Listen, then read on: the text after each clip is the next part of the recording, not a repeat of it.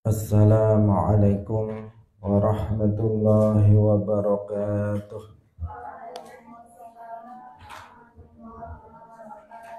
Alhamdulillahi rabbil alamin. Lahun ni'matu wa lahul fadlu wa lahul thana'ul hasan. Wa salawatullahil barrir rahim. Wal malaikatil muqarrabin.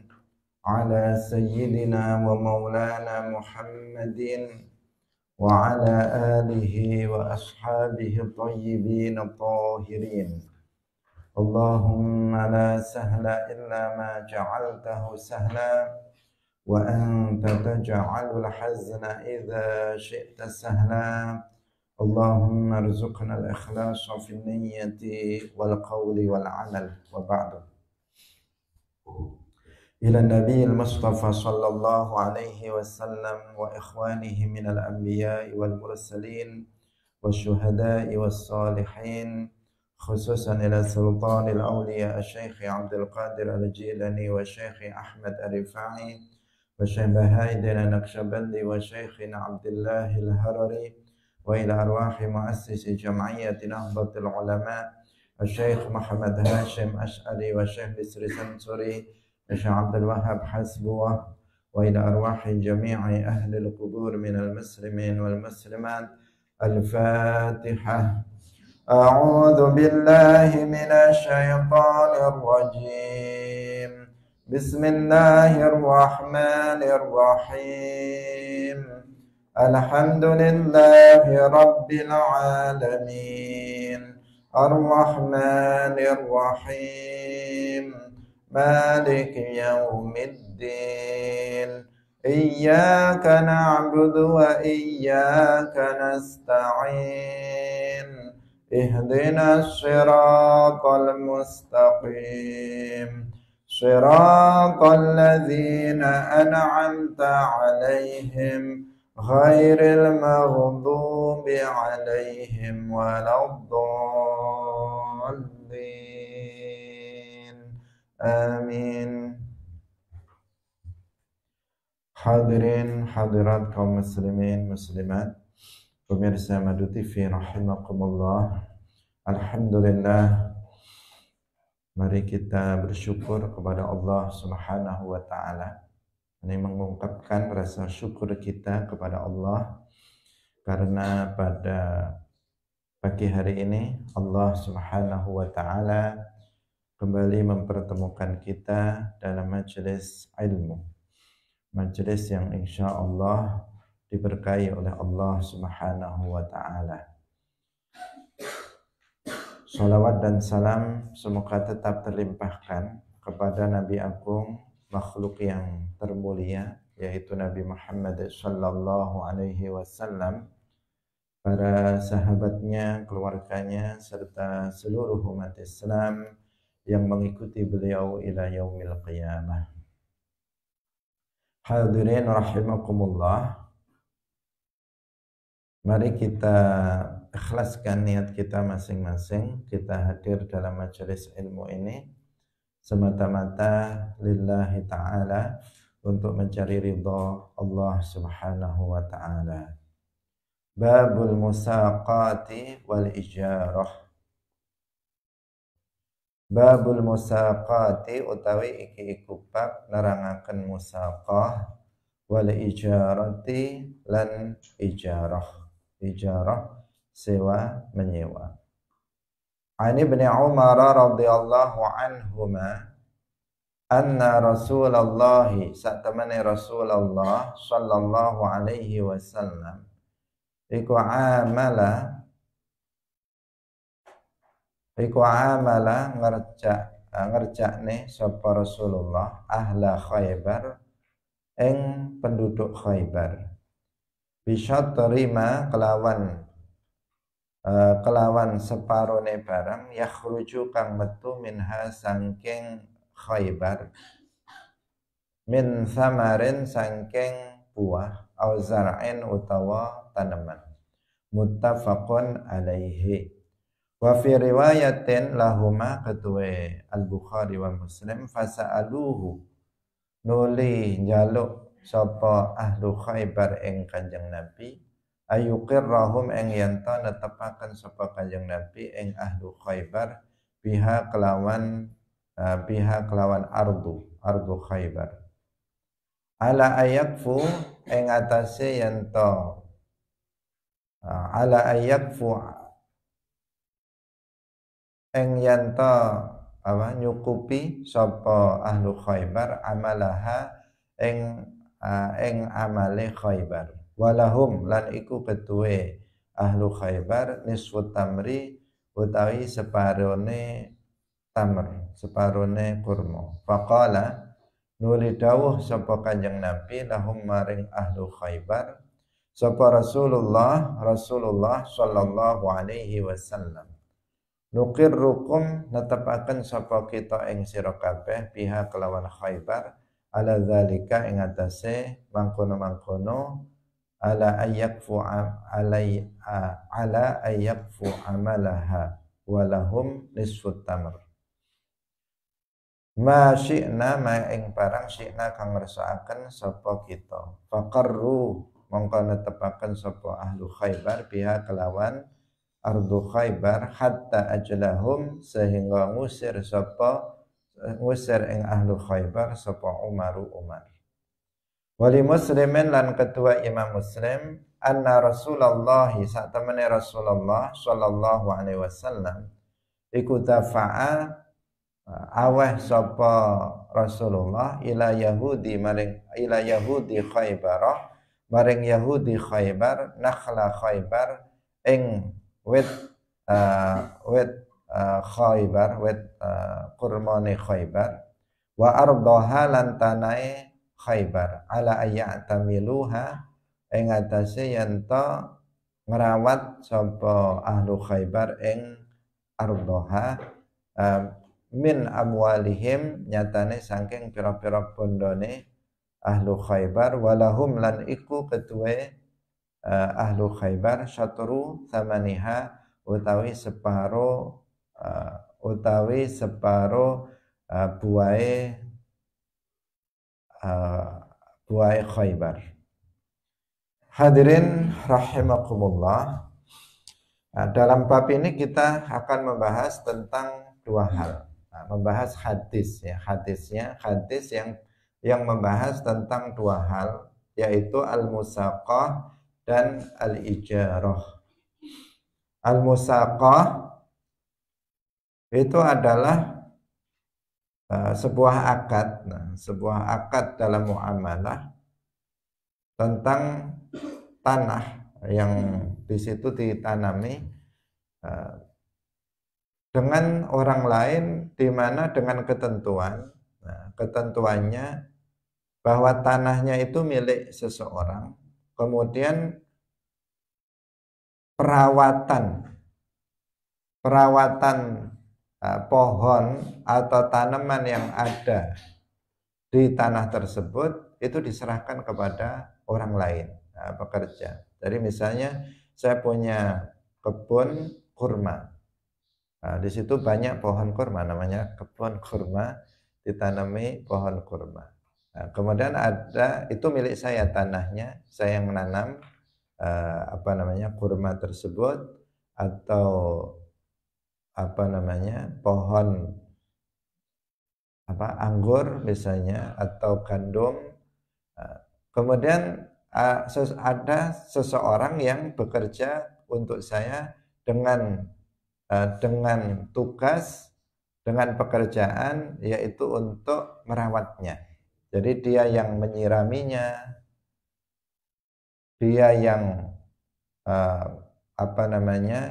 dia yang merawatnya. Misalnya kalau ada rumput-rumput yang mengganggu pohon itu nanti bisa mati atau tidak berhasil, maka dia yang membersihkan rumput-rumputnya. Pokoknya orang itu yang merawat pohon-pohon yang ada pada kebun milik saya. Maka ini yang disebut dengan al-musaqah. Musaqah ini dibolehkan di dalam Islam. Kemudian yang kedua adalah al-ijarah. Al-ijarah itu sewa menyewa. Sewa menyewa bisa menyewa sesuatu yang berupa harta, sesuatu yang berupa benda, atau bisa menyewa yang berupa jasa atau tenaga seseorang. Jadi yang disewa bisa orang atau bisa suatu benda. Misalnya seseorang menyewa sepeda motor, menyewa mobil, atau menyewa rumah, atau menyewa sesuatu hal yang lainnya, itu berupa benda, itu diperbolehkan.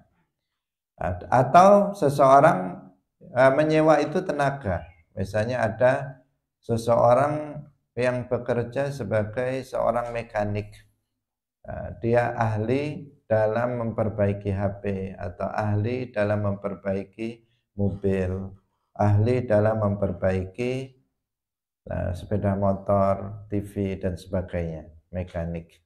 Maka kita bisa melakukan akad ijarah dengannya, yaitu kita menyewa tenaganya. Nah, tenaga orang itu untuk memperbaiki barang-barang milik kita. Itu juga disebut dengan ijarah, sewa menyewa. Hadirin yang dirahmati oleh Allah Subhanahu wa taala. Tetapi dalam ijarah itu harus diperhatikan beberapa hal. Nah, meskipun di sana banyak syarat-syarat ya, dalam hal musaqah ataupun ijarah, ada syarat-syarat tertentu yang telah ditetapkan oleh para ulama. Nah, berdasarkan tentu saja dalil-dalil dari hadis-hadis Rasulullah Shallallahu Alaihi Wasallam yang diantaranya disebutkan di dalam hadis-hadis yang akan kita baca.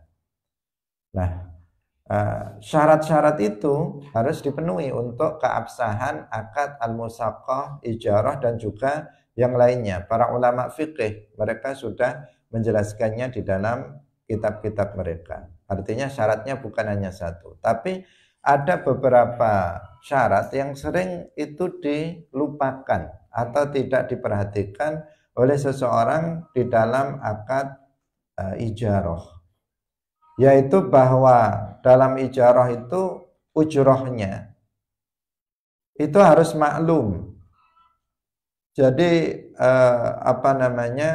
ongkosnya atau upahnya itu harus maklum, harus sudah diketahui dari sejak awal.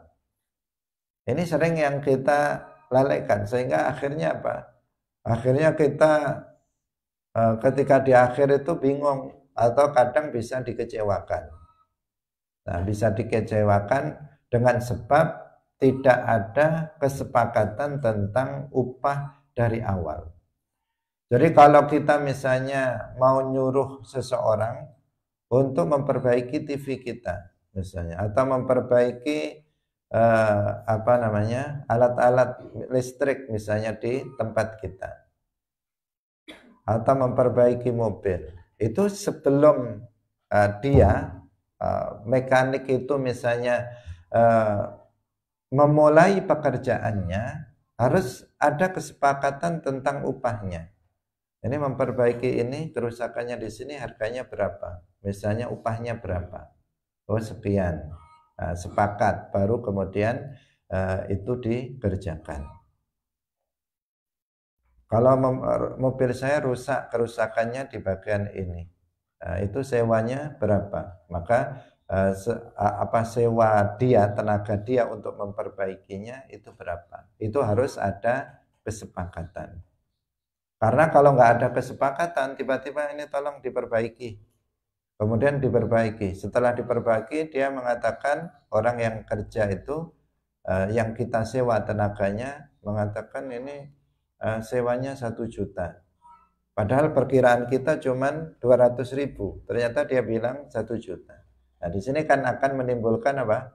Akan menimbulkan kekecewaan dari salah satu dari kedua belah pihak. Nah, kenapa? Karena nggak ada kesepakatan sebelumnya. Nah, baik itu yang berkaitan menyewa tenaga tadi, menyewa seseorang, atau seseorang menyewa benda tadi itu juga harus maklum dari awal. Kalau menyewa rumah maka harus ada kesepakatan di depan. Berapa saya menyewa rumah kamu selama 1 tahun, berapa harganya? Berapa harga maksudnya berupa upahnya. Ujrohnya berapa? Misalnya 500.000, 1 juta, jelas di depan. Meskipun bisa dibayar di depan, bisa dibayar di belakang, tetapi yang penting itu maklum dulu, diketahui dulu tentang upahnya. Kalau enggak, maka itu nanti enggak sah. Akad ijarahnya tidak akan sah. Kalau tidak sah berarti nanti bisa terjadi kemaksiatan, jatuh pada perbuatan yang haram. Jadi ini sangat penting sekali dan sangat perlu untuk diperhatikan. Biasanya justru yang menerapkan ini adalah mereka yang memang bisnis sewa menyewakan secara profesional. Mereka langsung sudah mematok harga. Misalnya sewa bis dalam 1 hari dari sini sampai ke sana tarifnya ini. Sewa mobil misalnya dari jarak sini sampai ke sana selama 24 jam misalnya 500.000. Langsung jelas ada ditulis di situ tentang tarif ongkos dari menyewa mobil misalnya. Jadi langsung yang seperti itu. Atau kalau misalnya kita memperbaiki atau servis mobil atau servis sepeda motor, maka di situ sudah ada, sebelum mobil itu diperbaiki sudah ada akad. Ini misalnya kerusakannya ini, kemudian untuk biaya dari servisnya berarti untuk ongkos atau upah dari orang yang mengerjakannya sekian. Langsung ditunjukkan. Kalau iya dilanjutkan, diperbaiki, diservis. Kalau enggak jadi misalnya karena enggak punya uang pemiliknya, ya ditunda dulu. Jadi itu malah sering lebih diterapkan. Meskipun pada dasarnya sebagian mereka enggak tahu tentang ketentuan Islam, ketentuan hukum Islam masalah ijarah, tapi mereka malah menerapkannya. Justru sebagian kita umat Islam itu malah nggak memperhatikannya. Kalau sewa menyewa, misalnya ada orang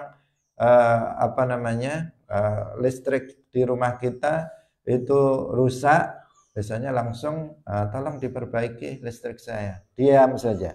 Dia tidak ada kesepakatan harga upah di depan. Ketika sudah selesai, kemudian ditanya, berapa upahnya? Berapa upahnya? Kemudian dijawab misalnya sekian. Dalam jumlah yang enggak kita perkirakan ternyata banyak. Sementara yang kita persiapkan, uang yang kita persiapkan itu hanya sedikit misalnya. Atau dia malah mengatakan terserah kamu. Bingung, akhirnya yang ngasih itu bingung. Setelah dikasih dia bilang terserah. Setelah dikasih ternyata sampai rumah kok sedikit, kata dia. Nah, jadi akan merepotkan. Orang kita itu terkadang malah merepotkan. Merepotkannya bagaimana? Ya, sok tahu sama tahu, sok baik, tetapi kemudian malah menyesal di belakang. Ketika dia langsung misalnya tolong dikerjakan ini, sok dia nggak mau pasang tarif. Santai sajalah, nggak usah dipikir, kata dia. Tetapi kemudian ketika sudah selesai, dia minta upah lebih banyak. Atau dia bilang terserah kamulah. Setelah dikasih ternyata dia kecewa, kok sedikit sekali. Saya kerjanya sehari, ternyata dikasih sedikit. Misalnya. Tapi dia di awal dia bilang terserah kamu. Tapi ketika dia sudah dikasih, dia kemudian kecewa karena kurang. Kalau kebanyakan dia senang, tapi kalau kurang dia akan kecewa. Nah, ini makanya yang dalam Islam itu diatur dari awal kalau memang mau melakukan akad sewa menyewa, ya harus upahnya itu, ujrohnya itu harus maklumah, harus diketahui oleh kedua belah pihak. Orang yang menyewa dan orang yang menyewakan dan orang yang menyewa itu harus sudah tahu berapa upahnya, sehingga sama-sama keduanya itu nanti tidak akan berujung kekecewaan di belakang. Hadirin yang dirahmati oleh Allah, kalau memang sudah terlanjur misalnya seseorang itu menyewa seseorang atau menyewa suatu barang tanpa ada kesepakatan harga di depan, harga yang dimaksud ujrohnya, upahnya itu belum ada kesepakatan, maka yang dilakukannya, solusinya adalah akadnya nanti adalah tabarru', bukan tabarruk, bukan tabarru'. Kalau tabarruk artinya ngalap berkah. Tabarru' itu artinya saling menyumbang, saling menyumbang. Kamu saya sumbang uang sekian, misalnya. Kamu juga nyumbang ke saya harta ini. Jadi saling menyumbang. Itu pada akhirnya sebagai solusi untuk agar seseorang itu tidak jatuh kepada perkara yang diharamkan karena melakukan akad yang fasid, akad yang diharamkan yang melanggar dari ketentuan dari syariat Islam. Jadi di antara syarat yang harus kita perhatikan, di sana masih ada syarat-syarat yang lainnya yang dijelaskan oleh para ulama fikih. Tapi di sini kita ingatkan satu hal. Kenapa? Karena ini yang sering dilalaikan oleh kita, tetapi kemudian berujung masalah di belakang.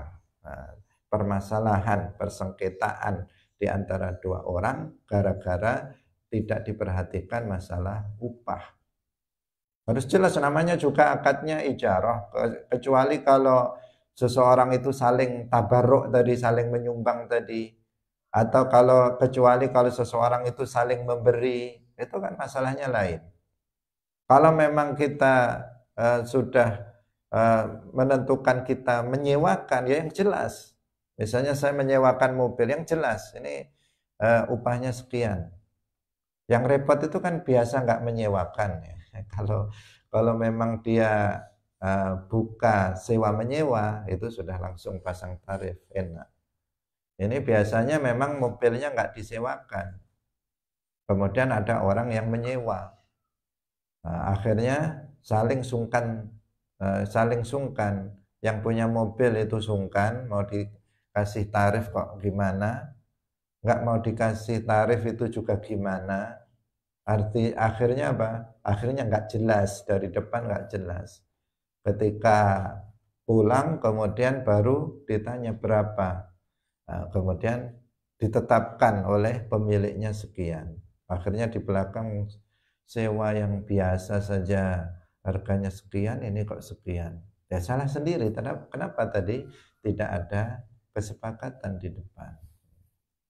Hadirin yang dirahmati oleh Allah Subhanahu wa taala. Hadis yang pertama diriwayatkan dari Ibni Umar radhiyallahu anhuma bahwa Rasulullah shallallahu alaihi wasallam itu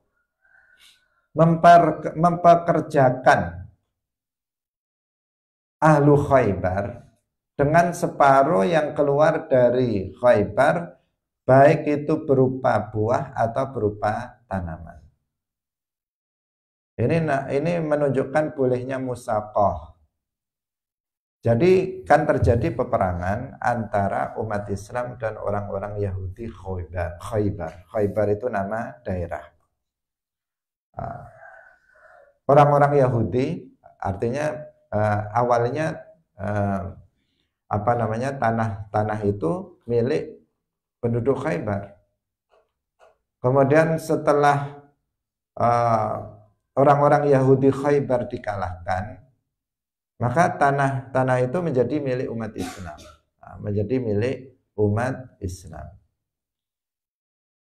Kemudian Rasulullah Shallallahu Alaihi Wasallam itu melakukan akad musaqah, yaitu kan tanahnya milik Nabi, ya, tanahnya milik Nabi. Ini yang bagiannya Nabi. Nabi di situ ada pohon kurmanya, di situ ada pohon anggurnya, atau di situ misalnya ada zara, ada tanamannya berupa gandum, khintoh atau qamah. Ini kan disebut dua hal nih, ya, dua, yaitu apa namanya, samar. Kalau samar ini yang dimaksud adalah kurma dan anggur. Kemudian yang kedua auzar'ain, zara itu yang dimaksud adalah tanaman gandum, baik itu gandum berbagai macam, ada khintoh, ada apa tadi, qamah, dan ada jenis yang lainnya. Nah, itu untuk menunjukkan itu, sehingga sebagian ulama itu menetapkan bahwa dalam musaqah itu ya hanya ini saja. Kalau buah itu ya dalam kurma dan anggur. Kalau dalam tanaman itu adalah gandum. Ada yang berpendapat seperti itu. Nah, jadi nanti bagian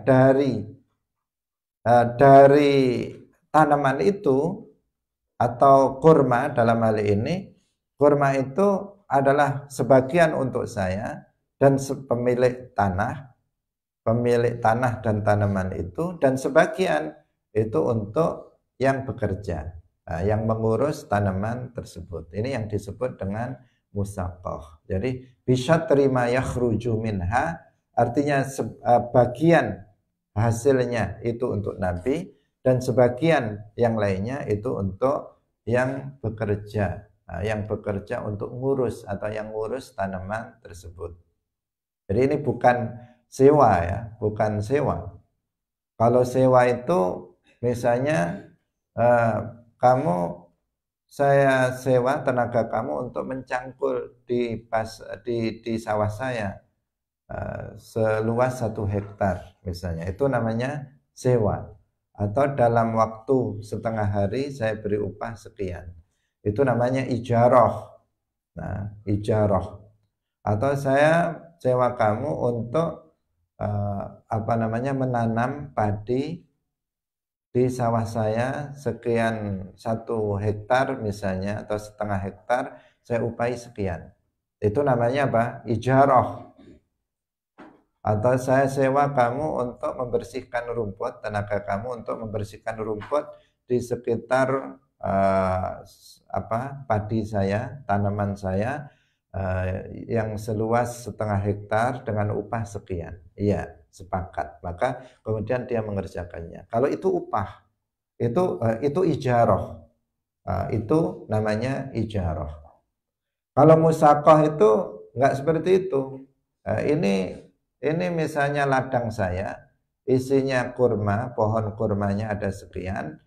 Tolong sampean yang ngurus, sampean yang merawat kamu. Artinya nanti kalau misalnya kekeringan butuh untuk disiram, kamu yang nyiram. Nanti kalau banyak rumputnya di sekitarnya, kamu yang membersihkan. Pokoknya kalau ada yang perlu dipotong bagaimana, kamu yang melakukannya. Kalau nanti waktunya memanen juga pokoknya kamulah yang mengurus tanaman itu, pohon kurma atau anggur itu. Milik saya. Itu yang disebut musaqah. Dan pembagiannya nanti kita kasih bagian dari dari kurma itu. Ini yang disebut dengan musaqah. Kalau ijarah tadi adalah kasih upah, dia sewa tenaganya untuk upah. Bisa tenaga tadi, orang yang disewa, bisa barang yang disewa, seperti yang tadi sudah kita jelaskan.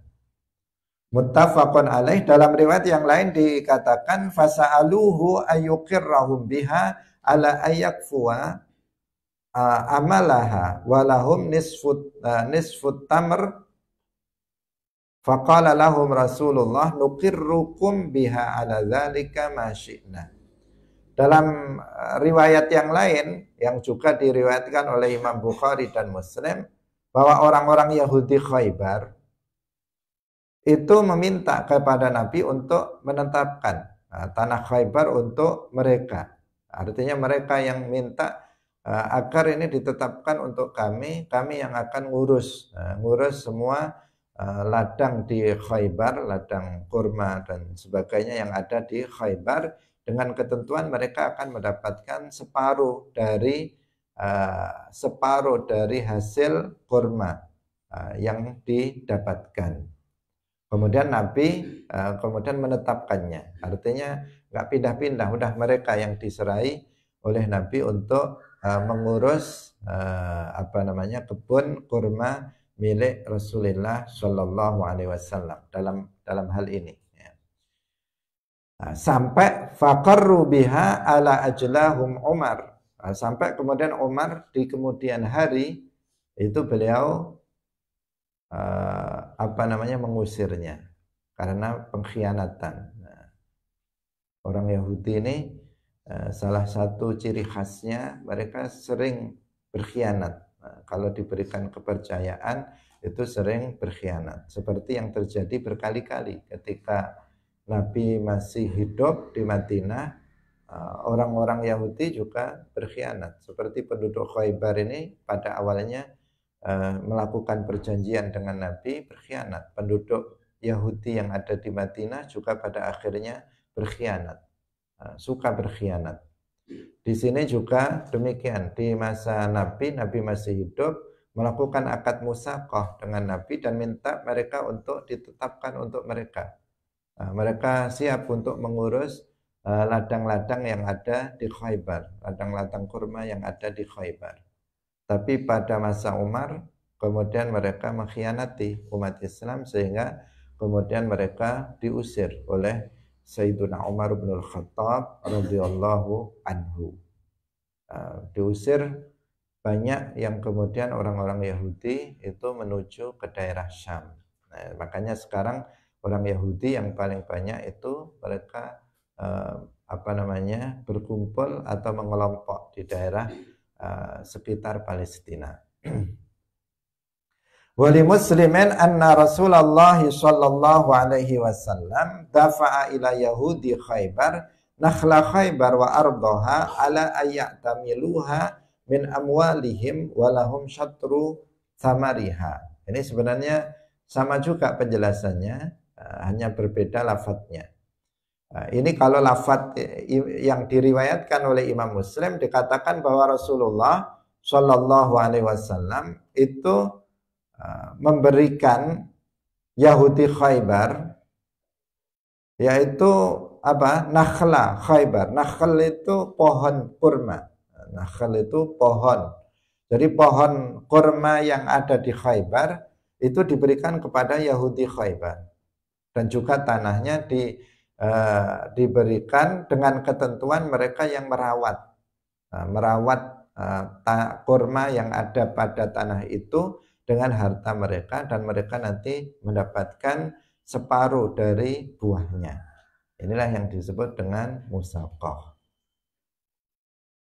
Karena terkadang seseorang ini tidak bisa mengurus saking banyaknya tanah yang dimilikinya, misalnya saking banyaknya sawah yang dimilikinya di beberapa tempat, di sana punya, atau kita punya lahan di banyak tempat, kadang kita nggak bisa ngurusnya. Saya punya lahan misalnya sawit di Riau sana itu 10 hektar misalnya, misal saja, atau punya di Sumatera Utara kebun karet 10 hektar juga. Di Aceh ada kebun misalnya. Kan ada sebagian orang itu kayak begitu, memiliki banyak sekali lahan di beberapa daerah. Sementara saya tinggal di Jawa, hanya nunggu kiriman saja, nunggu kiriman dari di sana. Kenapa? Karena yang merawat itu sudah saya serahkan orang lain. Nah, ini yang gambarannya musaqah itu seperti itu. Jadi sudah ada, kamu yang ngurus tanah ini, udah yang ngurus tanaman yang di sini, kamu urus. Nah, kamu nanti mendapatkan separuh dari hasilnya. Separuhnya kamu kirimkan ke saya. Jadi saya tinggal duduk-duduk saja, setiap 2 minggu sekali dapat kiriman. Karena kalau sawit 2 minggu sekali panen dapat kiriman. Enak. Kalau enak karena punya lahan. Kalau nggak punya lahan ya nggak bisa. Kalau dia ngurusnya sendiri, kan nggak mungkin karena ada di berbagai tempat lahannya. Khaybar ini kan bukan di Madinah. Nabi tinggal di Madinah. Sehingga tanah beliau yang ada di Khaybar itu diserahkan kepada penduduk Yahudi untuk merawatnya. Kurma yang ada di situ untuk dirawatnya. Dan mereka mendapatkan bagian separuh, Nabi separuh. Sebagai musaqah, akadnya musaqah. Hadirin rahimakumullah. Wa an Hanzalata ibni Qais radhiyallahu anhu qala sa'altu Rafi' ibn Khadij radhiyallahu anhu an kira'il ardi bizzahabi wal fiddah. Sa'altu takon sapa ingsun Rafi' ibn Khadij ing Rafi' ibn Khadij radhiyallahu anhu an kira'il ardi saking nyewa tanah bizzahabi kelawan emas wal fiddati lan perak. Faqala nuli dawuh sapa Rafi' ibn Khadij la ba'sa bihi, la ba'sa ora apa-apa bihi kelawan kira al ardi bidzahab.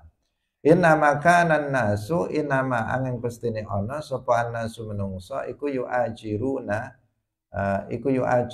padha nyewakne sapa nasu ala ahdi Rasulillah ing atase mangsane Rasulullah sallallahu alaihi wasallam alal madhiyanati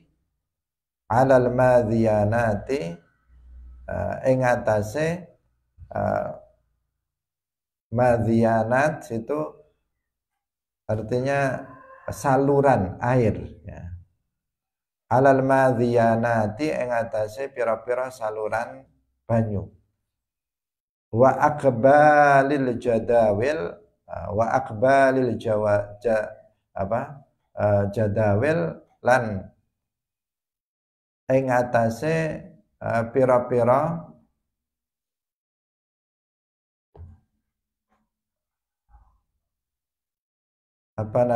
sama juga di ing atase pinggire pira-pira semacam kalen gitu ya, atau sungai, kali. Kali yang sungai kecil. Kalau di sini kalen namanya, kalen ya. Kalau yang besar namanya kali, yang kecil namanya kalen. Jadi kalau kali itu sungai, nahar.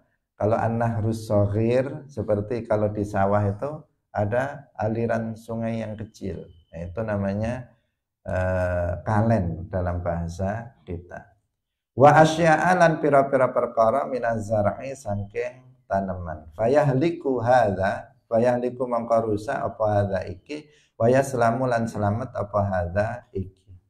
Wa yaslamu lan selamat apa hadza iki, wa yahliku lan rusak apa hadza iki. Walam yakun lan ora ana linnasi ketuwe manungsa qiraun utawi sewa illa hadza kejaba iki. Falidzalika mongko krana iku zajara nglarang sapa Kanjeng Nabi anhu sangking kira. Fa amma syai'un mongko anapun suwi-wiji maklumun kang den weruhi matmunun kang den jamin fala ba'sa mongko ora apa-apa bihi kelawan kira. Rawahu Muslimun. Wa fi lan iku ing dalam hadis bayanun utawi penjelasan lima ajmala fil muttafaq alaih, lima maring barang ajmala kang global fil muttafaqi alaih ing dalam hadis muttafaq alaih yang di atasnya min itlaqin nahyi saking mutlaqi larangan an qira'il ardi saking nyewa tanah.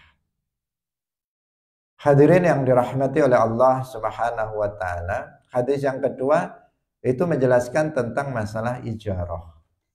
Kalau yang pertama tadi membahas tentang masalah musaqah, Yang ini membahas tentang masalah ijarah. Ijarah itu ibarahnya dengan berbagai ibarah, ya, dijelaskan dengan berbagai ibarah. Ada namanya ijarah, itu yang paling terkenal. Ada namanya muajarah. Muajarah yang disebutkan juga dalam hadis ini, yuajiruna, ajara yuajiru muajaratan, muajarah. Kemudian juga ada istilah kiro, istilahnya kiroun. Itu semuanya sama, yaitu menyewakan. Dalam hadis dari Hanzalah ibn Qais radhiyallahu anhu berkata, saya bertanya kepada Rafi' ibn Khadij, salah satu sahabat Nabi radhiyallahu anhu, tentang menyewa atau tentang menyewa tanah dengan emas dan perak. Jadi tanah disewa dengan emas atau dengan perak. Kemudian Rafi' Ibn Khadij mengatakan la ba'sa bihi, nggak apa-apa. Menyewa dengan emas atau perak itu nggak apa-apa. Kalau di sini pakai uang, bukan emas atau perak. Pada masa sekarang tidak lagi pakai emas atau perak, tetapi pakai uang. Jadi menyewa tanah, biasanya saya sewa tanah kamu seluas ini dengan harga sekian selama 1 tahun, selama 2 tahun. Nabi sahabat Rafi' ibn Khadij, salah seorang sahabat Nabi, mengatakan la ba'sa bihi, enggak apa-apa melakukan akad sewa menyewa seperti itu. Karena pada masa Rasulullah Shallallahu alaihi wasallam beliau menjelaskan tentang yang terjadi pada masa Rasulullah. Jadi di sini kan ada semacam kontradiksi yang nanti akan dijelaskan dalam riwayat yang lain. Pada masa Rasulullah Shallallahu alaihi wasallam ada orang-orang itu menyewakan tanah, tapi tanahnya itu berada di tanah yang disewakan itu berada di saluran air atau di samping di samping sungai, di samping sungai kecil, yang kemudian dengan karena posisinya yang seperti itu,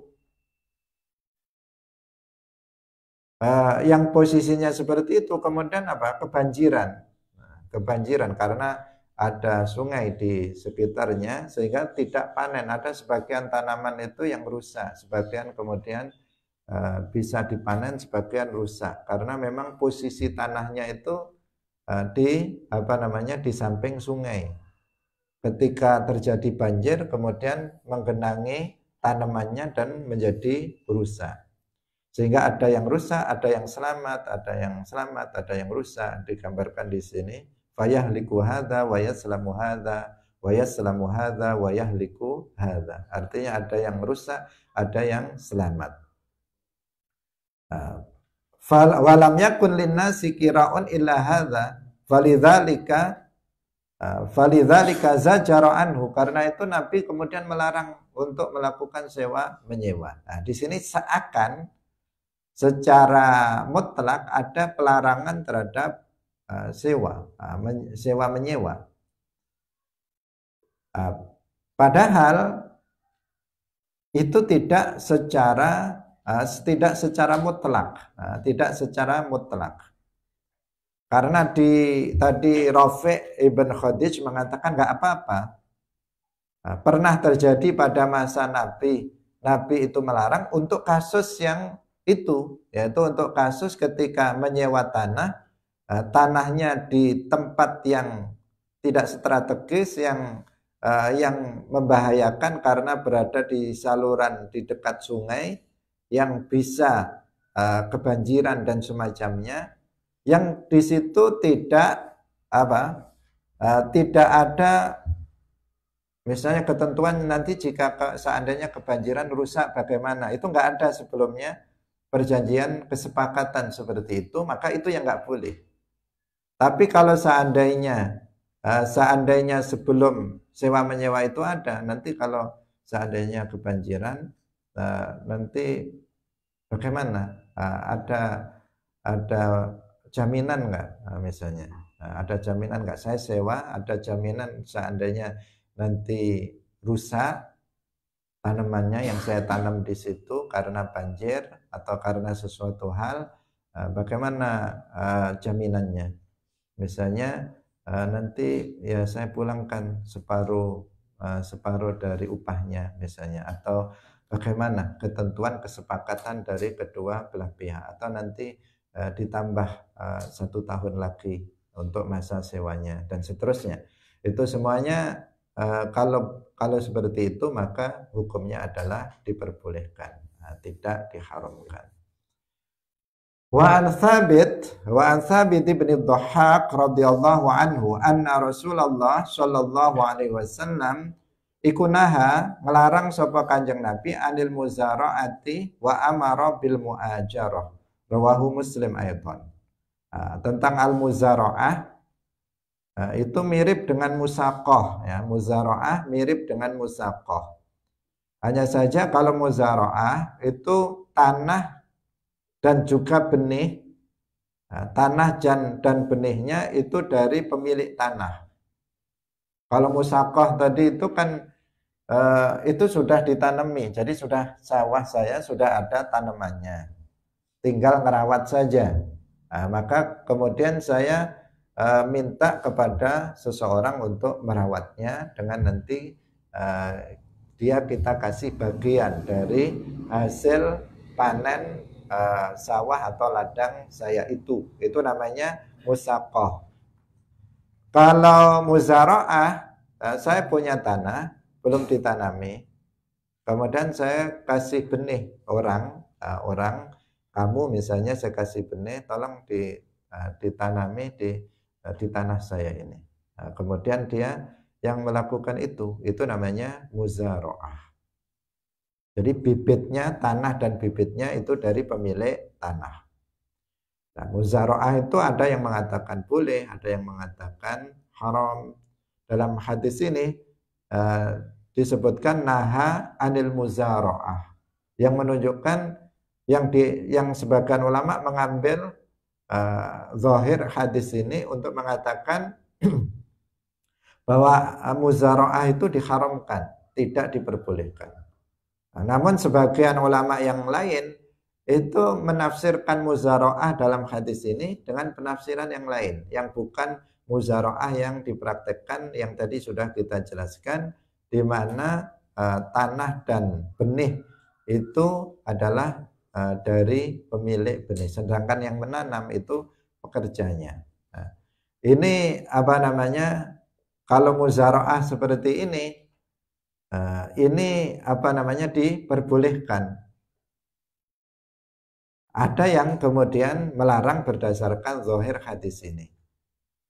Yang membolehkan itu berarti menafsiri muzaraah ini dengan sesuatu hal yang berbeda. Wa amara bil muajarati, dan memerintahkan untuk melakukan muajarah. Tadi yang kita katakan maksudnya muajarah di sini ijarah. Jadi kenapa enggak sewa saja? Artinya kalau bisa melakukan akad sewa, kenapa melakukan akad muzaraah? Jadi kan kalau disewa kan lebih mudah, lebih jelas ya, transaksinya lebih jelas daripada melakukan muzaraah. Rawahu Muslimun aidan.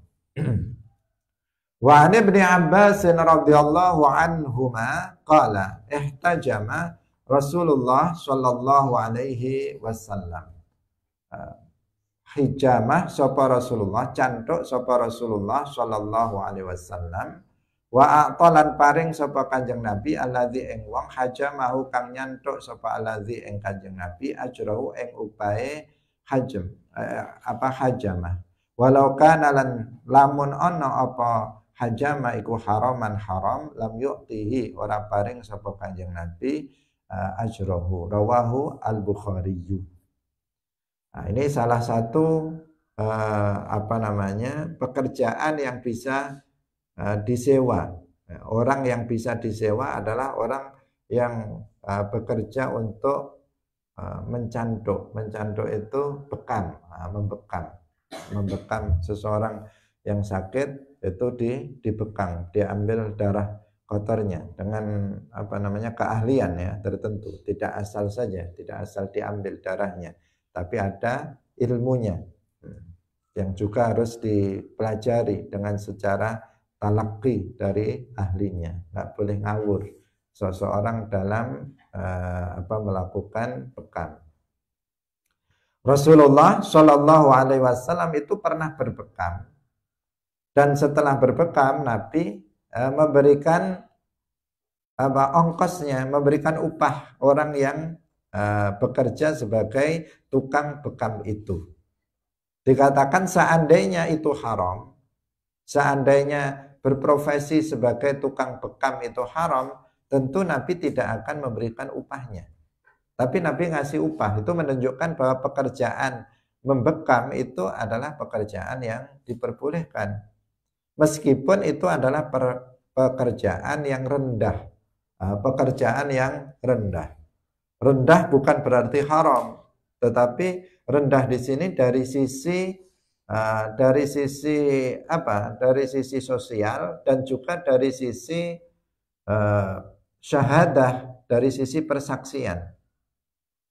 Kalau dari sisi sosial di masyarakat, kalau kan ada pekerjaan-pekerjaan itu halal, tapi dianggap sebagai pekerjaan yang rendah. Misalnya ada seseorang bekerja tukang sebagai pemulung. Pemulung itu cari sampah. Itu kan pekerjaan halal. Tetapi orang yang profesinya sebagai pemulung kan dianggap orang rendah. Padahal bisa saja hasilnya itu besar. Tetapi dia dianggap status sosialnya di masyarakat itu orang yang rendah. Beda dengan mereka yang profesinya jualan mobil misalnya. Kan terlihat tinggi profesinya. Tapi kalau dia cari sampah, itu profesi yang rendah. Termasuk profesi yang rendah itu adalah tukang bekam. Tukang bekam. Ini bukan haram pekerjaan bekam, tetapi itu pekerjaan yang rendah. Kalau seseorang berprofesi dengan pekerjaan yang rendah, nanti kalau dia menjadi saksi di pengadilan dan semacamnya, itu bisa nggak diterima, persaksiannya nggak diterima. Karena dia bekerja dengan pekerjaan yang rendah. Ada ketentuan seperti itu. Tapi dia halal. Artinya nggak boleh kita menghina pemulung. Pekerjaannya rendah, tetapi orangnya bukan berarti dia rendah indallah. Bisa jadi dia sebagai pemulung, tetapi dia waliullah. Bisa terjadi seperti itu, bisa ada. Karena dia melakukan pekerjaan yang halal. Dia melakukan pekerjaan yang halal. Dan dia mengamalkan, dia beriman dengan iman yang benar, dia mengamalkan syariat Islam dengan benar. Maka bisa jadi pemulung itu adalah seorang wali, bisa jadi. Kalau dia memang istiqamah dalam ketaatan. Artinya tidak otomatis orang yang bekerja dengan pekerjaan yang rendah, menurut manusia itu rendah juga menurut Allah. Tidak seperti itu, karena kalau menurut Allah, al-ibrah itu ada pada ketakwaan. Siapapun orangnya, kalau dia lebih bertakwa, maka dia lebih mulia indallah. Hadirin rahimakumullah, ini waktunya sudah habis. Insyaallah akan kita lanjutkan dalam pertemuan berikutnya. Barakallahu fikum, wallahul muwaffiq ila aqwamit thoriq. Wassalamualaikum warahmatullahi wabarakatuh. La ilaha illallah. Allahumma salli ala sayyidina Muhammad wa ala alihi wa sahbihi wa sallim. Rabbi ghafirli wa liwalidayya wa lil mu'minina wal mu'minat.